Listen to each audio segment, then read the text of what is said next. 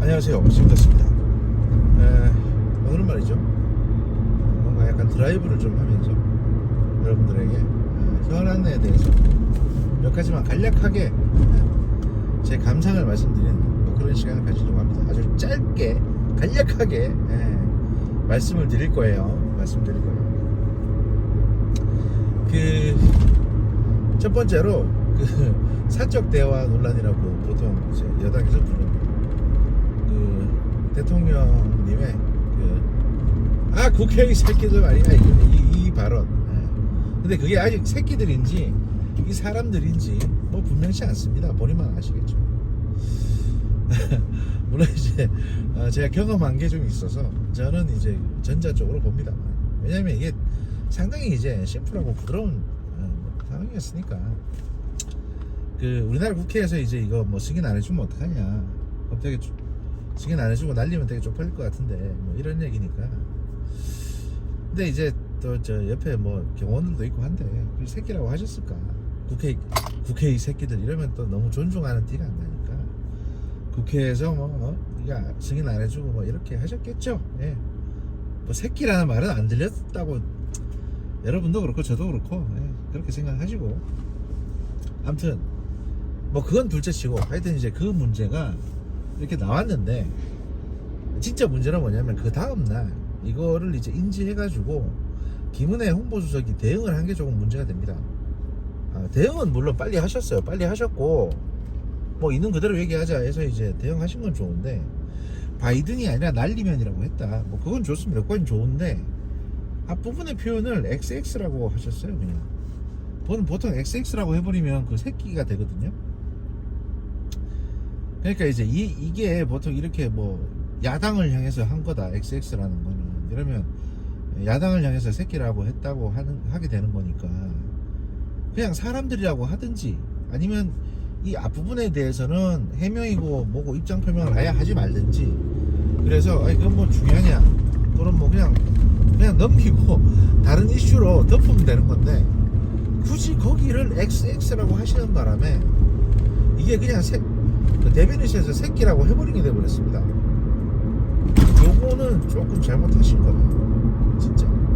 왜냐면 이거는 주류의 문제가 아니기 때문에 저기에는 그렇게 안 들렸는데요, 저는 그분보다는 뒤쪽에 더 유심히 듣느라고 잘 몰랐다라든지 그냥 넘어갈 수도 있는 거예요. 그냥 인정을 할 필요가 없는 겁니다. 근데 이제 홍보수석이 이걸 단정해버리는 바람에 그 다음날 MBC나 뭐 민주당 쪽의 발언에 힘이 많이 실렸죠. 그리고 처음에는 이제 뭐 바이든이 어쨌네 이제 민주당에서 그렇게 주장하다가 이제는 이 새끼라는 표현 가지고 집중타를 맞고 있습니다. 유승민 씨 같은 경우에는 뭐 또 이제 또 딴지 걸고 시작했고, 홍준표 시장 같은 경우도 거짓말 하는 건 안 좋다 이러면서 우회적으로 비판을 하고 있습니다. 그래서 이제 뭐 대통령의 일거수일투족이 다 지금 욕을 먹고 있는 상황인데, 이게 사실 정권 말기나 돼야 이런 일이 생기는 거거든요. 근데 이제 초반에 지금 이러는 상황이 기존에 어떤 정치를 하셨던 분들은 이해가 안 되실 수 있습니다. 이해가 안 되실 수 있는 게 어쩔 수가 없어요. 왜냐하면 뭐 누구도 그렇게 인정하고 싶진 않겠지만 지금 이렇게 생트집을 잡고 대응을 하고 하는 게 마치 대선 때 하루하루 새로운 이슈가 나올 때 서로 엎치락뒤치락 하듯이, 그러니까 대선 투표라는 어떤 그걸 딱 앞두고 치열하게 싸우는 것처럼 그런 구조가 되어 있습니다. 지금 매일매일의 우리나라 정치가. 근데 사실은 이전에 다른 어떤 대통령도 이런 식으로 정치한 적은 없었거든요. 이런 정치 환경에 놓인 적도 없었습니다. 그러니까 보통 당선되고 나면 소위 말해서 이제 선거 때 칼질하던 참모들을 다 제외하고 정책 또는 뭐 늘공 중심의 안정적인 시스템 운영을 위해서 늘공 중심으로 채워서 이제 안정된 정책을, 공약을 뭐 이렇게 실현시키는 데 집중하셨죠. 그게 일반적이고 다들 그렇게 생각하고 계시는데 지금 상황은 그게 아니에요. 왜 그게 아니게 됐냐, 이재명이라는 사람이 자기의 사법 리스크를 극복하고 자기가 감옥에 안 가기 위해서 최선을 다해서 지금 싸우고 있는 겁니다. 그러다 보니까 대선 때랑 지금이랑 다를 게 하나도 없어져 버렸어요. 그러니까 여당이 이거를 안 받아주려면 이걸 안 받고 그냥 덮고 그냥 밀어붙이려면 어떤 환경이었으면 가능하냐 하면 여당인 국민의힘이 다수당이 됐을 경우에는 아무 상관이 없습니다. 야당에서 저렇게 트집을 잡아도 그냥 밀어붙일 수 있습니다. 입법하고 그냥 다수결로 통과시키면 되니까. 근데 지금은 그게 반대로 되겠죠. 그러니까 끌려다녀야 되는 상황입니다. 그러면 선제적인 홍보, 선제적인 대응이 필요하고 때로는 공격적인 사전 정치 공작, 뭐 정치 공작이라고 표현하면 좀 그런데 사전 정무 공작이 필요한 상황이에요. 지금은. 그러면 감각 있는 어공들이 더 많이 참모에 배속이 돼 있어야 되고 일정 수준 이제 정치 조직 또는 선거 때처럼 전쟁 조직 형태로 운영이 돼야 됩니다. 그런데 지금 상황은 그게 아니죠. 그러니까 이제 지지율이 곤두박질 치는 겁니다. 왜냐면 저쪽은 지금 전쟁을 하고 있는데 이쪽은 행정을 하고 있으니까 당연히 행정을 하는 쪽 입장에서는 전쟁을 하는 선동적으로 전쟁을 하는 쪽 입장을 이길 수가 없죠. 그러니까 지지율 조사만 하면 매번 꼬꾸라지는 겁니다. 너무 사납게 나오잖아요. 사납게 안 나오면 지들이 죽을 상황이니까. 그리고 저쪽은 입법권이라는 힘을 갖고 있기 때문에 또 그걸 뒷받침되고 있죠. 그런 자기들의 자잘한 힘이. 그러니 지금 윤석열 대통령이 처한 상황은 지금까지 어떤 대통령도 처한 적이 없는 사상 최악의 상황입니다. 자, 그러면 이걸 어떻게 극복을 해야 되냐? 첫 번째는 민주당을 두 개로 쪼개는 방법이 있어요. 분당을 시키는 겁니다. 그게 가능하려면 뭐 김경수를 내보낸다든지 또는 뭐 어떤 식으로든 저쪽에 구심점을 만들어 가지고 당을 두 개로 쪼개고 그 쪼개진 정당, 그러니까 쪼개진 민주당을 국민의힘이 소위 말해서 1대1로 흡수 합병해 가지고 제2의 민자당 같은 노태우 때 그랬죠. 그런 거를 만드는 방법이 있습니다. 순식간에 여소야도 극복할 수 있고 다수당이 될 수 있죠. 근데 과연 그럴 깜냥이 제가 보기에는 국민의힘에 있으신가? 솔직히 그런 거 좀 해보자고 김한길 위원장 포함해서 국민통합위원회라는 걸 끌어들여 놨더니 이 양반들은 지금 자기들 밥벌이 하는데 급해요. 뭐 아무것도 못합니다. 국민통합위원회, 여러분 솔직히 국민통합위원회 지금 언론에서 뉴스 나오는 거 본 적 있어요? 제가 아마 끝까지 저렇게 될 가능성이 커 보입니다. 거기도 내부적으로 문제가 좀 많았거든요. 그쪽은 아무 역할을 못하고 있고 아직도 소위 농공행상이라는 건 끝이 나지 않았습니다.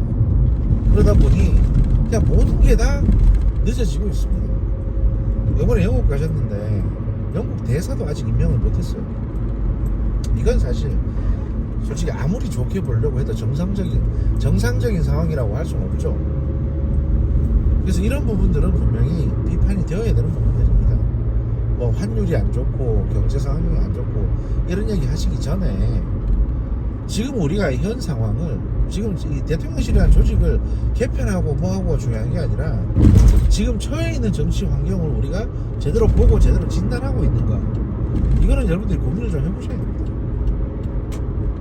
지금은 선거 때가 아니야 라고 하실지 모르겠지만 야당은 그때보다 더 사납게 달려들고 있는 상황이라는 겁니다. 사실 거기서 모든 문제가 출발하는 거예요. 사실 뭐 대통령 혼자서 극복할 수 있는 부분도 아니고요. 모든 일거수일투족을 비판받는 상황이기 때문에 뭐 지금 상황에서는 윤석열이 아니라 뭐 누가 대통령으로 와도 사실은 쉽진 않은 상황입니다. 그렇다고 문제되는 거를 잘라내자고 한다면 그것도 비판을 받을 수 있겠죠. 그러니까 이제 국회에서 이게 압도적인 힘을 갖지 못하다 보니까 그 문재인 정부에서 알박기 한 인사 한 100여 명 가량의 공공기관장들도 쫓아내지 못하는 상황이에요. 그 와중에 국민의힘은 국민의힘 내부대로 내적인 어떤 분란이 계속되고 있습니다. 뭐 아무리 좋게 해석하려고 해도 상당히 지금 힘든 상황입니다. 이러다가는 내후년 총선에서 잘하면 본전, 못하면 또 여소야대가 될 수도 있고요. 이렇게 되면 윤석열 정부는 그냥 5년 내내 관리만 하다가 끝나는 정부가 될 수도 있습니다. 좀 잘해야 됩니다. 선제적으로 뭐라도 해야 됩니다. 단순히 이재명 하나 잡아넣는다고 해서 이게 지금 해결될 문제가 아니에요. 이재명 잡아넣는 건 당연히 잡아넣어야 되겠지만 잘못을 했으면 우리 스스로도 바뀔 생각을 해야 됩니다. 그런데 솔직히 제가 지금 보기에는 바뀔 준비가 안 되신 것 같은 분들이 꽤 많다. 서로 시기하고 질투하고 사실 이제 국민의힘이 쪼그라들면서 그 인력 풀도 많이 좁아진 건 사실이거든요. 그럼 외부에서 인력을 좀 끌어들여야 되는데 또 그렇게는 못하고 있죠. 게다가 내후년에 총선이 있다 보니까 다들 총선에만 또 올인하고 있습니다. 용산은 대통령실은 대통령실대로 일에 치여 살고 있고 국민의힘은 국민의힘대로 되게 혼란스러운 상황인 거죠. 근데 지금 현재 상황은 그렇습니다. 너무나도 현재 상황이 이렇게 첨예하다 보니까 뭐 안철수 대표나 누구나 뭐 이런 오세훈 시장이나 이런 소위 말해서 뭐 지금 벌써부터 잠룡이라고 부르긴 좀 그렇습니다만 이 소위 잠룡 그룹들이 뭘 할 수 있는 환경이 아니에요. 아무것도 못하고 있습니다. 그냥 뭐 발언을 하기도 조심스러우니까 솔직히 잘못 얘기했다가 바로 찍힐 테고 이제 그래서 뭔가 이걸 조정을 하고 조율을 하고 중재를 하기 위해서 나서줄 어른이 없다. 어쩌다가 보수 정당이 이렇게 어른이 없어졌냐. 이런 게 이제 현재의 전반적인 상황인 것이죠. 뭐 답답한 얘기입니다. 답답한 얘기고요. 일단 1부는 여기까지 하겠습니다. 짧게 끝내기로 했기 때문에 1분 여기까지 하고 자, 잠시 뒤에 2부에서 다시 뵙도록 하겠습니다.